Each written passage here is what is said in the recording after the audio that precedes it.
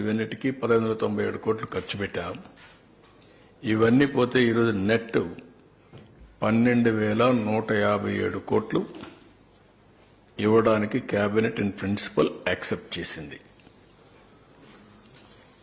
అయితే ఇక్కడికి వచ్చినప్పుడు 2 సంవత్సరాలకి ఇదేదో 20 ఏళ్ళు 30 ఏళ్ళు కాకుండా 2 ఇయర్స్కే 24-25కి 6,000 కోట్లు, 25-26కి 6,157 కోట్లు ఇవ్వడానికి కేంద్రం అంగీకరించారు. ఇక్కడ కూడా డేట్ వారీగా ప్రిస్క్రైబ్ చేశారు. అంటే construction of gap 1 ECRF dam December 24, construction of ECRF dam diaphragm wall gap 2 June 2025, completion of spillway and gates May 2025, completion of approach and pilot channels May 2025, completion of connectivities May 2025, completion of ECRF gap 2 and dam March 2026కి. మొత్తం కూడా project ని 2026-27 మార్చి లోపల complete చేసేట్టుగా ఒక schedule announce చేశారు. ఇది ఒక విధంగా చెప్పాలంటే సంతోషించదగ్గ విషయం. దీన్ని మనస్ఫూర్తిగా స్వాగతిస్తున్నాం. నరేంద్ర మోడీ గారికి, నిర్మలా సీతారామన్ గారికి, సిఆర్ పాటిల్ ఎవరైతే వాటర్ రిసోర్స్ మినిస్టర్ ఆయనకి ముగ్గురు కూడా ధన్యవాదాలు తెలియజేస్తున్నాం. మనస్ఫూర్తిగా అభినందనలు. ఇదొక చరిత్ర. ఆంధ్రప్రదేశ్ రాష్ట్రం యొక్క సెంటిమెంట్తో కూడిన సమస్య. దక్షిణ భారతదేశంలో మనమందరం కూడా అగ్రెసివ్గా అభివృద్ధి చేసుకుంటూ ముందుకు పోతున్నాం. ఆర్థిక సంస్కరణల్ని అందిపుచ్చుకున్నాం. కానీ వాటర్ చూస్తే ఈ ఒక మాటలో చెప్పాలంటే ఈ 4 స్టేట్లో కేరళ తప్ప 4 స్టేట్స్లో వాటర్ స్కార్సిటీ ఎక్కువ ఉంది. త్రాగునీరు కానీ, ఇరిగేషన్ వాటర్ కానీ ఇవన్నీ ఉన్నాయి. ఫార్చునేట్లీ అదృష్టవశాత్తు ఆంధ్ర రాష్ట్రంలో, ఒకప్పుడు కంబైన్డ్ రాష్ట్రం, ఇప్పుడు ఆంధ్ర రాష్ట్రంలో గోదావరి, కృష్ణా నదులు 2 నదులు ఉన్నాయి. గోదావరిలో అబండెంట్ వాటర్ ఉంది. ఇది సముద్రం లేకపోతా ఉంది. అయితే ఎప్పుడో ఈ ప్రాజెక్టు ప్రారంభించినా కానీ ఆ రోజు చేసినటువంటి రాజశేఖర్ రెడ్డి యొక్క చర్యల వల్ల ప్రాజెక్టు ముందుకు పోకుండా వెనుకబోయే పరిస్థితికి వచ్చింది. అది హిస్టారికల్గా మీరందరూ ఒకసారి చూస్తే దీనికి ఎన్ని శాపాలు ఉండాలో అన్ని శాపాలతో ఇప్పుడిప్పుడు విముక్తి పొందుతున్నాం. ఈ ప్రాజెక్ట్ ఎప్పుడో అంజయ్ గారు ఫౌండేషన్ వేశారు. అప్పుడే ఇందిరాసాగర్ పేరు కూడా పెట్టారు. ఇట్లా అనేక సమయాల్లో ఈవెన్ కాటన్ అయితే అప్పట్లోనే ఆలోచన చేశాడు. ధవళేశ్వరం ప్రాజెక్టు కట్టే మునిపే ఇక్కడ ప్రాజెక్టు కడితే ఎట్లుంటుందని చేసి బ్రిటిష్ పార్లమెంట్ ఒప్పుకోకపోతే అప్పుడు ధవళేశ్వరం బ్యారేజ్ కట్టాడు.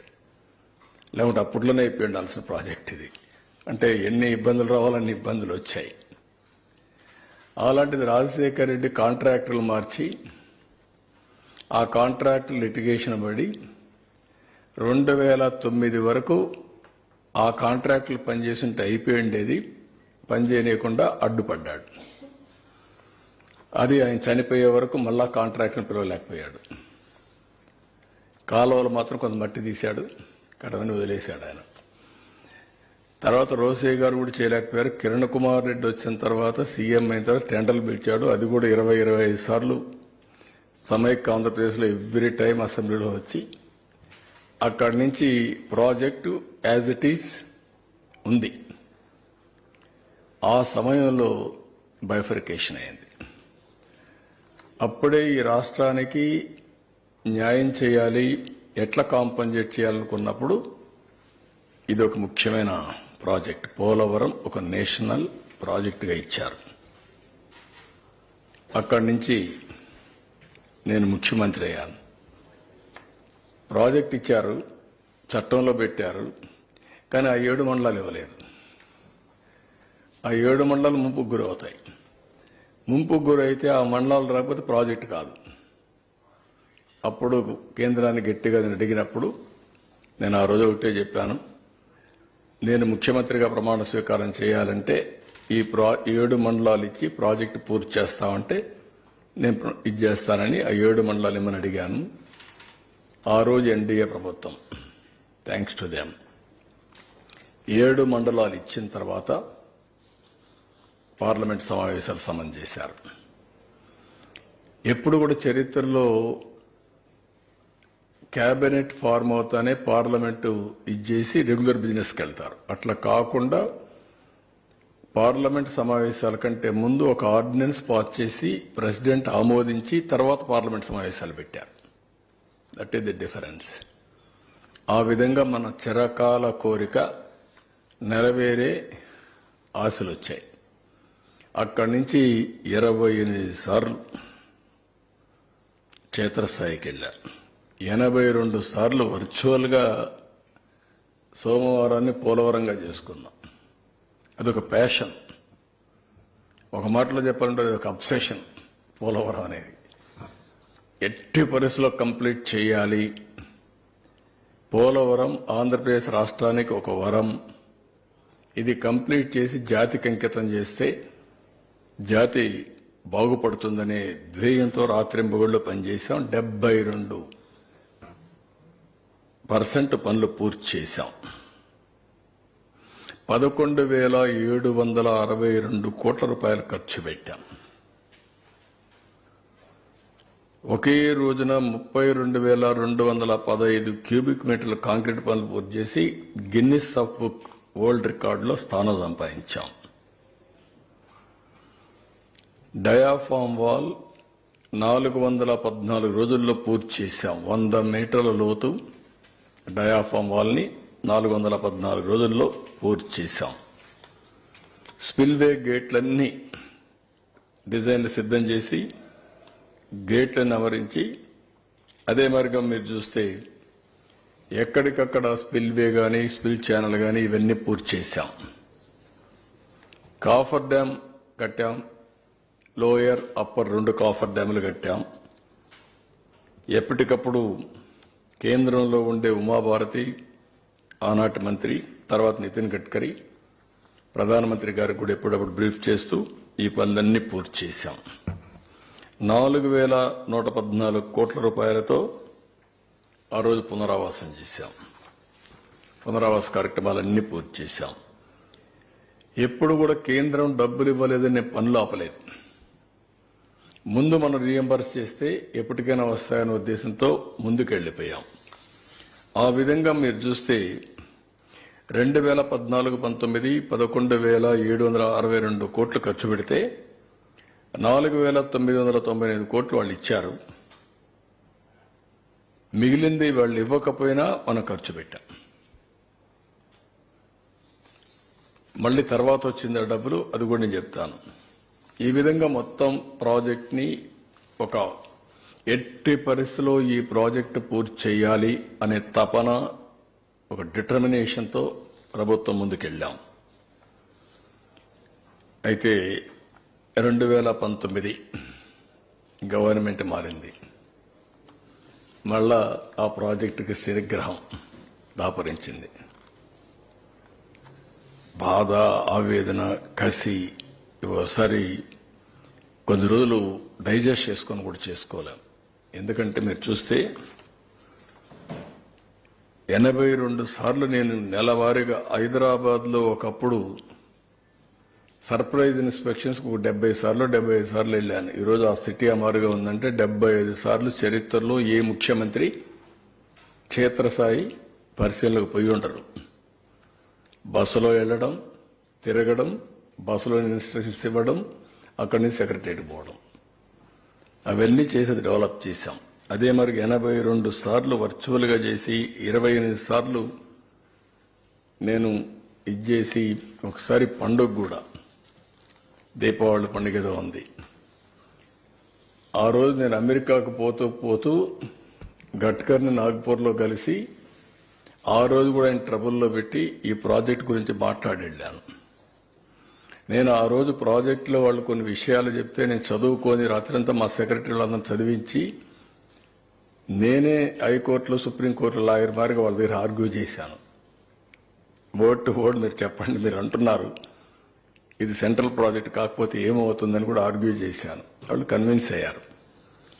అంత ఇదిగా చేసిన ప్రాజెక్ట్ని విలువ తెలియని వ్యక్తులు వస్తే ఏ విధంగా ఉంటుందో అదే జరిగింది. విలువ తెలియాలి, వాల్యూ అది ప్రాజెక్ట్.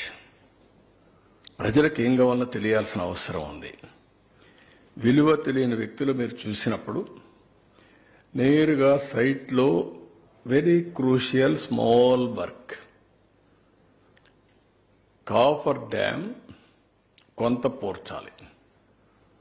అండర్స్టాండింగ్ ఇంజనీర్స్ అప్పుడుండే service provider contractor before rainy సీజన్లో అది పూర్తి చేసేసరికి ప్లానింగ్ ఎగ్జిక్యూషన్ ఎవ్రీథింగ్ కంప్లీట్ చేశాం. ఆ సమయంలో ప్రజాస్వామ్యంలో మార్పులు జరుగుతాయి. ఇది చరిత్ర. ఆ మార్పు ఎంతవరకు పోయిందంటే ప్రమాణ స్వీకారం చేసిన తొలి రోజునే పోలవరం పనులు నిలిపేయమన్నారు. Can you imagine? నేను ఆ రోజు ప్రమాణ స్వీకారం చేసిన తొలి రోజునే 7 మండలాలు ఇస్తే తప్ప నేను ప్రమాణ స్వీకారం చేయనని చెప్పాను. అది నా దూరదృష్టి. ఆ 7 మండలాలు ఇవ్వకపోతే ఏమవుతుంది? జూన్ 2వ తారీఖున 2 రాష్ట్రాలుగా ఏర్పడతాయి. ఏ పని కావాలన్నా 1 ఇంచ్ ఇది కావాలన్నా మళ్ళా ఆ రాష్ట్ర అనుమతి క్యాబినెట్లో కానీ అసెంబ్లీలో పెడితేనే అవుతుంది 2 రాష్ట్రాలు వచ్చినప్పుడు. అలాంటిది ఫస్ట్ టైం తీసుకొచ్చాం. వీళ్ళు ఏం చేశారు? ఫస్ట్ టైం వస్తానే ఆ సాయంత్రమే ఆర్డర్స్ ఇచ్చాడు. సైట్లో కూడా నిర్మాణ సంస్థ ఉండకూడదని జూలై 29, 2019 నోటీసులు జారీ చేశారు. అంటే సైట్లో కూడా ఉండకూడదని వెళ్ళిపో ఇక్కడి నుంచి మొత్తం మూటముల్లి తద్దుకొని వెళ్ళిపోమని చెప్పి తరివేశారు. అక్కడి నుంచి ఆఫీసర్ని షిఫ్ట్ చేసేశారు. ఎవ్వడూ లేనటువంటి అనాథగా ప్రాజెక్టు తయారు చేశారు. అంటే గర్వమా, పొగురా, లేకపోతే మనిషికి అహంభావమా, లేకపోతే చేతగాంతనమా, లేదంటే పిచ్చితనమా, ఏదైనా అనొచ్చు మనం. దాని పర్యవసానం మనం చూసినప్పుడు ఇవన్నీ చేసి 2 సీజన్స్ ఏమీ పట్టించుకోవాలి.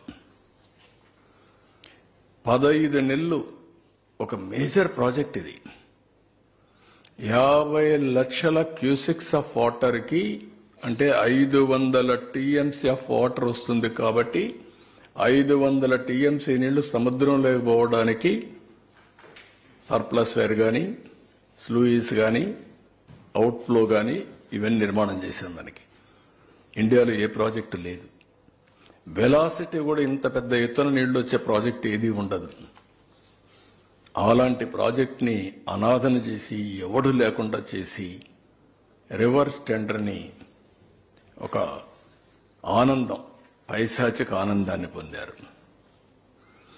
మే 19 నుంచి 20 అక్టోబర్ వరకు ప్రాజెక్టుకి దిక్కు ముక్కు ఏమీ లేదు, గాలి కుదిలి పెట్టేశారు. దీంతో ఆగస్టు 20 అక్టోబర్లో వర్షాలు వచ్చాయి. ఏదైతే ఆ కాఫర్ డ్యామ్ పూర్చుంటే అక్కడి నుంచి నీళ్లు వెళ్ళిపోయేటివి. ప్రొటెక్ట్ చేసుంటే ఈ డ్యామేజ్ వచ్చేది కాదు. 2021కి ప్రాజెక్టు పూర్తి అయిపోయి ఉండాలి. అలాంటి ప్రాజెక్టుకు ఆ నీళ్లు రావడం, సుడులు తిరగడం, 20 అడుగులు కిందికి వెళ్ళిపోవడం, డయాఫామ్ వాల్ డిస్టర్బ్ చేయడం, కాఫర్ డ్యామ్ డిస్టర్బ్ చేయడం. కాఫర్ డ్యాంలో కూడా జెట్ డ్రౌటింగ్ ఉంది, అది కూడా డిస్టర్బ్ కావడం. గ్యాప్ 1 అది కొట్టుకొని వెళ్ళిపోవడం 100 మీటర్లు. చరిత్రలో ఎప్పుడూ రానటువంటి నష్టం జరిగింది. ఈవెన్ వీళ్ళు కట్టినటువంటి గైక్ బండ్ కూడా కుంగిపోవడం, ఇవన్నీ జరిగాయి. ఇవన్నీ జరిగి మీరు చూస్తే ఎంత బాధేస్తుందంటే 1924లో వీళ్ళు ఖర్చు పెట్టింది 4,167 కోట్లు.